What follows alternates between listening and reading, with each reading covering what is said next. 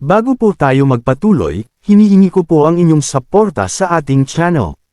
Maaari po ninyo na pindutin ang subscribe button dyan sa baba, at sabay nyo na din po i-click ang notification bell para maging updated po kayo sa mga bagong videos na i-upload kong recap. Maraming salamat po. Sa pagpapatuloy ng kwento, ipinakita ang isang sasakyan kung saan makikita ang ating bida na nakasakay at abala sa kanyang telepono, nanunood at nagsesend ng mga gift.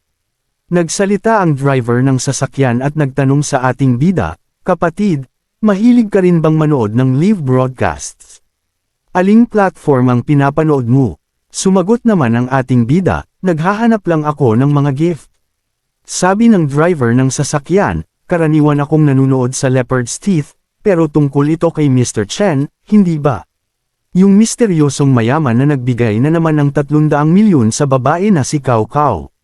Makikita nga na mabilis ang pagpindot ng ating bida sa kanyang telepono sabay sinabi sa matandang driver, "Oo, nanunood din ako." Sinabi ng tao na pinagsesenden niya habang nanunood ating bida, "Gusto ba ni Mr. Chen ng ganito?" Biglang makikita sa screen ng sasakyan, ang mensaheng, "New Wolf, hulaan mo kung gusto mo ito." Ipinapakita ang nakasulat sa screen, ang misteryosong mayaman ay gumawa na naman ng hakbang.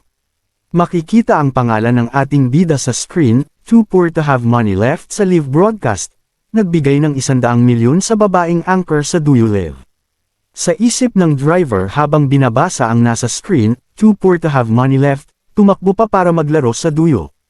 Sabi nga ng ating bida habang nakatingin sa kanyang telepono, "Magpakasaya ka, pumunta tayo sa sound." Sa isip ng driver, duyo lang ang pinanood niya ng ilang minuto, tapos pumunta agad para tingnan ang sound ulit. Malamang gumagawa lang ng daily check-ins para kumita ng mga libreng gift na ipapadala sa host. Dagdag pa nito, halatang mahirap lang, gumagawa ng mga tasks para mag-alacom ng mga gift. "Hindi ako ganoon kabobo, hindi pa ako naglabas ng kahit anong pera para manood ng live broadcast, at hindi pa ako nagbigay ng kahit anong gift." Habang nagping ang phone ng ating bida, "Weo, kapatid Chen, nandito ka. Ang saya ko, salamat sa gift." Sabi ng driver sa ating bida, "Kapatid, huwag mong sisihin si kuya kung medyo nakikialam ako, basta mag-enjoy ka lang sa panunood ng live broadcast, pero huwag mong hayaang maisahan ka ng live broadcast." Lumaki nga ang mata ng driver nang makita niya sa screen ng kanyang sasakyan ang bagong balita, "New Outlook, hulaan ko paborito mo ito." Makikita sa screen ang nakasulat, ang misteryosong mayaman ay gumawa na naman ng hakbang. "Too poor to have money left" sa live broadcast, nagbigay ng 100 milyon sa babaeng anchor. Nang napalingon ang driver sa ating bida sa gulat, sabi sa phone ng ating bida, "Mabilis na ayusin, i-record ang kagandahan ng buhay." Nang may panibago na namang balita sa screen ng sasakyan, "Zinjan, hulaan ko magugustuhan mo ito." Sabi nga sa screen, ang misteryosong mayaman ay gumawa na naman ng habang, "Too poor to have money left", nagbigay ng 100 milyon sa babaeng anchor sa Kuaishou live broadcast. Napabulong na lang ang driver, habang sinabi ng ating bida sa driver ng sasakyan, "Mister, pakihinaan ang takbo." Nang bumaba na nga ang ating bida sa sasakyan, makikita ang driver na dilat pa rin ang mga mata. Sa isip nito at napatanong, hindi kaya siya si Mr. Chen mismo. Habang pinapakita sa ating bida, sa isip nga nito, ang hirap mag-appoint ng paisa-isa, kahit papaano, hindi nauubos ang ginto ng counterattack. Dagdag pa ng ating bida, ikalat na lang ang pain kahit saan, at mag-focus sa malawak na lambat. Yan ang sinasabi ko. Nang nakatayo na nga ang ating bida at nakatingin sa lugar kung saan siya bumaba, sabi nga ng ating bida, "Oy, hindi dito." Sa isip ng ating bida habang ipinapakita ang lugar, Nanting Village ay katabi ng Yanjiang University Town. Maraming estudyante ang umuupa ng bahay dito. Dagdag pa ng ating bida, at dahil ang mga pangunahing mamimili sa mga tindahan dito ay mga estudyante sa kolehiyo, ang mga presyo ay abot kaya. Niyayaya ako ni Luo Yaxi na maghapunan dito. Nang makarating na ang ating bida sa bahay kung saan tumutuloy si Luo Yaxi, agad naman siyang binuksan ng babae ng pinto at sinabing, "Lin Xin, sa wakas nandito ka na." Makikita na namumula nga ang ating bida dahil sa suot ni Luo Yaxi. Agad na hinayla ni Luo Yaxi ang ating bida papasok. Pagkapasok ng ating bida, nagulat siya dahil sa napakalinis at napakagandang loob ng bahay ni Luo Yaxi. Nang biglang umupo na si Luo Yaxi sa upuan sabay hawak ka sa ating bida, napabulong na lang ang ating bida, ako. Siguradong ako, sabi ni Luo Yaxi habang nakayuko sa dibdib ng ating bida, 3 taon mo nang hinahabol si Liu Cheng, pinapatunayan nito na isa kang napakadedikadong tao. Dagdag pa ni Luo Yaxi, at sa lahat ng pera na ginastos mo para sa akin, ni minsan ay hindi mo ako hiningan ng kahit ano. Hindi tulad ng ibang mga lalaki na may pakay. Sabay tingin ni Luo Yaxi sa ating bida na namumula at sabay sabi, nagkaroon ako ng ilang relasyon, pero pinrotektahan ko ang sarili ko. Sabay saad sa ating bida na parang may balak, kaya, sabay lapit ng mukha ni Luo Yaxi sa ating bida sa napaisip nito nga ang ating bida, naalala ko. May magandang impresyon si Luo Yaxi sa akin. Ang antas ng pagkagusto niya ay 71%, na halos kapantay na ng pag-ibig. Kaya pala siya mukhang ibang tao ngayon. Gusto ko lang sanang makita ang cashback sa pagkumpleto ng reversal, nakalimutan ko tuloy itong biyahe na ito. Dagdag pa ng ating bida sa isip habang makikitang hahawakan niya ang malambot at malaking bundok ni Luo Yaxi. Kung gusto mong mahulog sa mga bisig ko, hindi ko yan tatanggihan.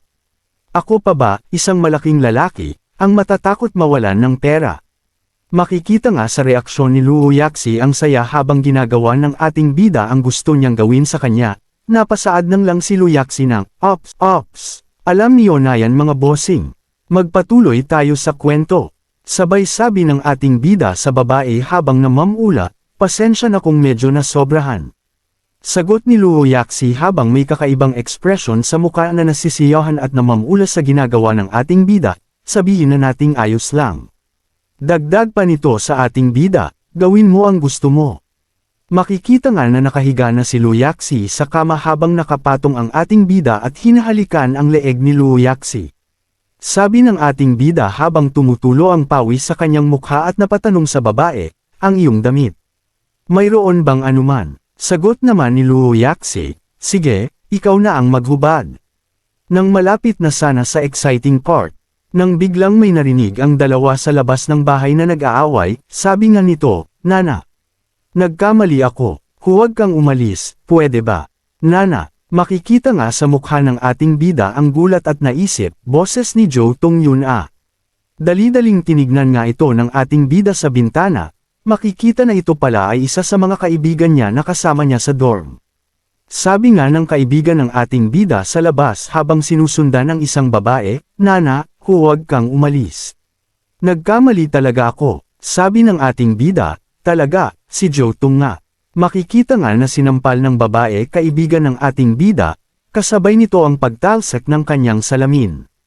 Sumigaw ang babae na parang pokpok ang itsura at nagsabi, bakit ka ba sumisigaw? Hindi ka pa ba sapat na napahiya? Sabay talikod ang babae at dagdag pa nito, ipagpatuloy mo lang yan, bukas malalaman ng buong paaralan ang tungkol sayo. Makikita na kinakapa ng kaibigan ng ating bida ang kanyang nahulog na salamin sa lupa. Pinulot na nga ito ng ating bida at ibinigay sa kanya, saad pa nito anong ginagawa mo dito Joe Tung?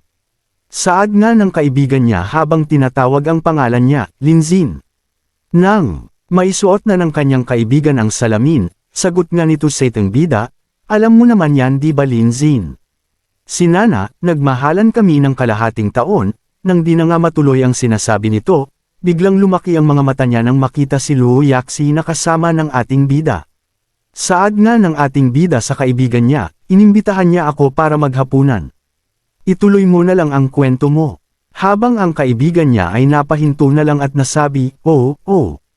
Nang itinuloy na nga ni Joe Tung ang sinasabi niya, dati, si Nana at ako ay may plano na manood ng sine ngayon. Dumating ako para sunduin siya, at sinabi niya na pagkatapos manood ng sine, pupunta kami sa Chanel para bumili ng isang set ng anti-wrinkle series. Nang makita ko na ito ay nagkakahalaga ng mahigit 8,000, sinabi ko na wala akong pera ngayon. Hindi ko inaasahan, bigla siyang nagalit at tumigil sa panunood ng sine. Ayos naman kami dati, hindi ko alam kung bakit siya biglang nagalit. Biglang nagsalita si Luo Yaxi mula sa likod ng ating bida, Boyfriend ka ba ni Chen Nana? Narinig ko na may mayaman na boyfriend daw siya kamakailan. Sa narinig mula kay Luo Yaxi, parehong napatingin ang dalawa sa babae. Saad nga ng ating bida, ano? Sabi naman ng kaibigan ng ating bida, imposible. Walang Nana na magtataksil sa akin. Sumagot si Luo Yaxi, oo, maniwala ka o hindi, pero ang balita tungkol sa grupo ng aming mga kaibigan ay hindi nagkakamali. Napapasigaw na lang ang kaibigan ng ating bida sa sinabi ni Luo Yaxi, imposible, impossible. Hindi ako naniniwala, makikita na pinapakalma ng ating bida ang kanyang kaibigan. Sabi ng ating bida, ganito na lang, tawagan mo si Chen Nana at sabihin mo na bilhan kanya ng cosmetics. Dagdag pa nito, Luo Yaxi, tanungin mo ang mga kaibigan mo kung nakita na nila ang lalaking iyon. Makikita sa mukha ng ating bida ang kakaibang ngiti na parang may balak na gawin. Saad pa nga niya, ilantad natin ang tunay niyang pagkatao.